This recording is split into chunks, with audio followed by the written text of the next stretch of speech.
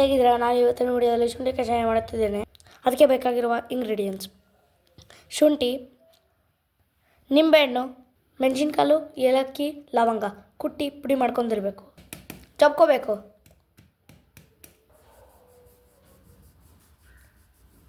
ಒಂದು ಲೋಟ ನೀರಿಗೆ ಇದನ್ನೆಲ್ಲ ಕುಟ್ಟಿರೋದನ್ನು ಆ ನೀರಿಗೆ ಹಾಕ್ಕೋಬೇಕು. ಇದನ್ನು ಚೆನ್ನಾಗಿ ಕುದಿಸ್ಬೇಕು.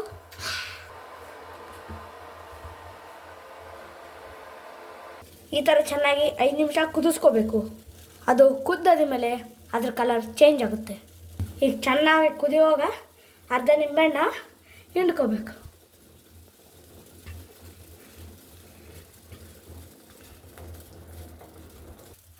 ಗ್ಯಾಸ್ ಸ್ಟವ್ ಆಫ್ ಮಾಡ್ಕೊಂಡು ಇದನ್ನು ಒಂದು ಲೋಟದಲ್ಲಿ ಸೋಸ್ಕೋಬೇಕು.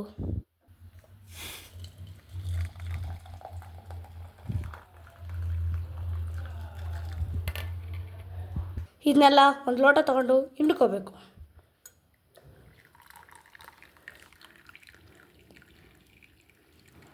ಒಂದು 3 ಸ್ಪೂನಷ್ಟು ಜೇನುತುಪ್ಪ ಹಾಕ್ಕೋಬೇಕು. ನಾವು ಲಯನ್ ಹನಿ ತಂದಿದ್ದೇವೆ ನೋಡಿ.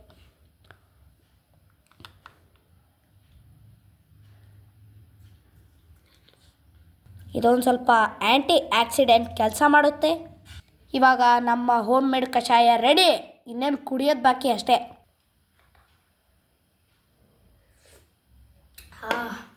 ಕಷಾಯ ಸೂಪರ್ ಇದೆ. ನಿಮ್ಗೆ ಕಫ ಇದ್ದರೆ, ಕೆಮ್ಮು ಇದ್ದರೆ ನೀವು ಕುಡಿಲೇಬೇಕು.